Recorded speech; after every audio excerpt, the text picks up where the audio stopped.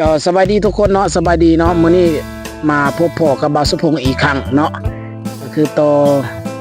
จากคลิปที่2มาเป็นคลิปที่3เนาะคลิปที่3ที่เฮามามื้อนี้เนาะแม่นจะมาบอกวิธีการผสมยาซีดให้มันเนาะเพื่อให้มันเติบโตไวแล้วก็ขยายรากหลายแล้วก็เฮ็ดให้ต้นมันเฮาแข็งแรงเฮ็ดให้การปรับสมดุลของมันให้มันกลับสู่สภาพเดิมก็คือการใส่ผลิตภัณฑ์โพธีก็บวกกับบูสเตอร์โฟทีเนาะบูสเตอร์โฟทีเนาะตัวนี้มันจะเป็นส่วนประกอบไคโตซานอยู่ในนี้เนาะมันจะเพิ่มพลังเป็น4 เท่าตัวเนาะมันจะช่วยในการบำรุงรากบำรุงลำต้นแล้วก็บำรุงใบบำรุงก้านของมันเพื่อให้มันของเรามันแห้งแล้วก็สามารถต้านทานจากเสือลูกเป็นต้นพวกแมงไม้พวกเพี้ยที่มาลงจับมันนี่เพราะว่าในช่วงนี้นี่โอ้บ่งนี่เริ่มหลายได้เนาะเริ่มหลายฉะนั้นแหละเราจงซีดมันเฮ็ดให้มันแข็งแรงมันสามารถต้านทานกับลูกภัยอื่นเนาะและในการผสมยานี้เนาะแม่นสิ่งที่เตรียมพร้อมเนาะ1แม่นถังซีด2ก็แม่นยา3แล้วแม่นอุปกรณ์ที่ว่าป้องกันหรือว่าเซฟตี้เนาะแต่ว่าทุกๆครั้งที่เฮาเฮ็ดเกี่ยวกับการพ่นยาบ่ว่าจะเป็นยาฆ่าหญ้าหรือจะเป็นยาบำรุงมันอีหยังก็ยาแต่ว่าบางส่วนมันสิประกอบมีสารเคมีหลายแต่บางส่วนบางยาก็สิบ่มีสารเคมีโดยเฉพาะมันคือโฟทีบูสเตอร์นี่จะเป็นสารสกัดจากธรรมชาติ 100% เนาะมันจะบ่มีสารเคมีใดๆเนาะแต่ว่าคือยาฆ่าหญ้านี่มันสิประกอบสารเคมีหลายเนาะฉะนั้นแล้วเฮาต้องเซฟตี้ตนเองอย่าประมาทในการทำงานเนาะถ้าว่าประมาทแล้วผิดพลาดอาจถึงแก่ชีวิตได้เนาะพี่น้องอันนี้แม่นเฮาการเตรียมถุงมือเนาะมันจะมีถุงมือเนาะถุงมือแล้วก็มีผ้าปิดปากพร้อมมีถุงมือมีผ้าปิดปากดังเนาะแล้วก็น้ำที่เราจะเตรียมไว้เนาะตัวนี้เตาซีดตัวนี้มันจะเป็นระบบไฟฟ้าจากแบตเตอรี่เนาะตัวนี้1 เตาต่อน้ำ20 ลิตรเนาะวิธีการผสมเนาะวิธีการผสม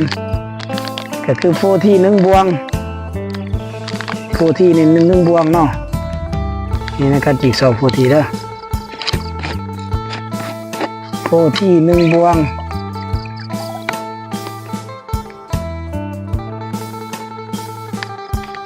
1 บวงตัวนี้1 บวงน้อยๆใส่น้อยๆแต่ได้คุณภาพหลายเนาะ1 บวงถอกใส่พี่น้องถอกใส่เนาะเอามาเบิ่งใกล้ๆเด้อนี่1 บวงเนาะถอกใส่น้ำ1 บวงนี่แล้วมันจะละลายเองนะตัวนี้นะนี่มันจะลงเอง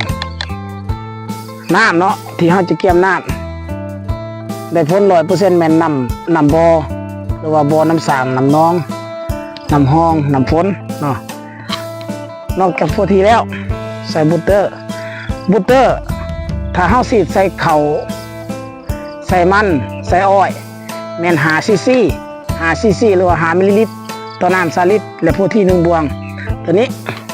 มันจะมีอยู่ในฝานี่มี 2.5 จะใส่เกี่ยวกับพืชลุ่มลุกประเภทสวนครัวผักบัวผักกาดผักดื้อที่เราปลูกสวนครัวนะแต่ว่ากับมันเป็น5 มิลลิลิตรต่อน้ำ20 ลิตรแล้วผสมกับโฟที1 บวงแล้วมันจะมีขนาดตามนี้ตามอายุของมันเนาะอันนี้มันเท่าก็ได้เดือนปลายเนาะมันจะคล้ายโฟทีเนาะนี่โฟทีมันจะเป็นแบบนี้เด้อพี่น้องเด้ออันนั้นบูสเตอร์เนาะเนี่ยมันเทิงให้มันได้อัตราส่วนของมันนี่5 มิลลิลิตรเนาะถอกใส่1 ฝา5 มิลลิลิตรปิดฝาให้แน่นคือเก่ากระอัดจังเลย แล้วเขาก็ไปฉีดพ่นได้เลยพี่น้องเนาะนี่เนาะ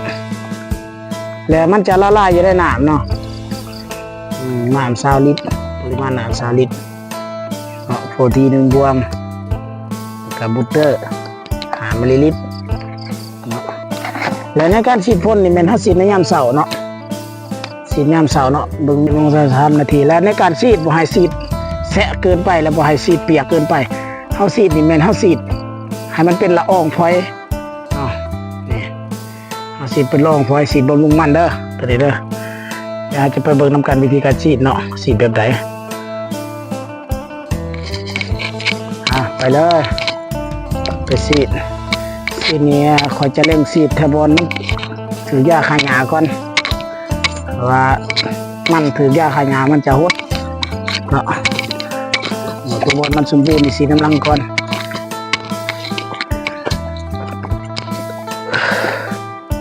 นี่เนาะวิธีการฉีดเนาะฉีดพอให้มันเป็นละอองฝอยสิเนาะบ่ให้ฉีดเปียกหลายเนาะให้ฉีดเป็นละอองฝอยแบบนี้อย่างนี้เนาะฉีดง่ายแล้วก็ไว้พร้อมนี่มันถือยาฆ่าหญ้านี่มันสิเป็นด่างสิเนาะยาฉีดบำรุงมันฉีดบำรุงมันเนาะอย่างนี้เด้อวิธีการฉีดเด้อบริเวณฉีดให้มันเปียกหลายได้พี่น้องฉีดพอให้เป็นละออง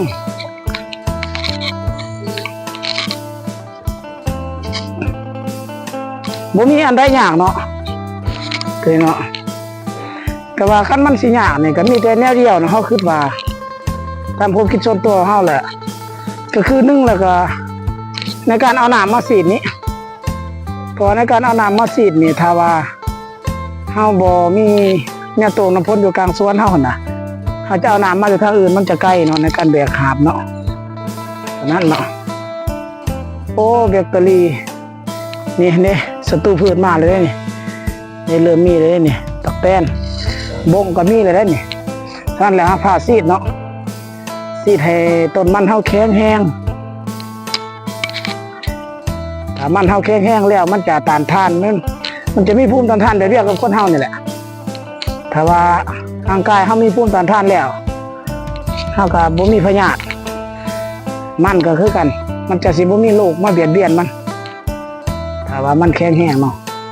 แต่ว่ามันอ่อนเพลียเท่าไรโรคมันแห้งเข้ามาหลายขนาดเนาะอันนี้เป็นเจ้าปลูกทุเรียนซับเอาสั้นๆสนั่นเนาะพี่น้องเนาะฝากกดไลค์กดแชร์ให้แน่เนาะผู้ใดอยากได้ความรู้เล็กๆน้อยๆก็สามารถคอมเมนต์เข้ามาเนาะขอคำปรึกษาได้เนาะในการใส่ยาว่าเฮาก็ขายยาโปรตีนอยู่แล้วเนาะก็ผู้ใดรู้แล้วก็ซอยแนะนำเติมอีกเนาะแบ่งปันความรู้เล็กๆน้อยๆให้พี่น้องเกษตรกรเฮาเนาะบ่ได้เอาไปเป็นแบบอย่างหรือว่าไปเป็นบทเรียนก็ได้เนาะขอขอบใจเด้อพี่น้องเด้อ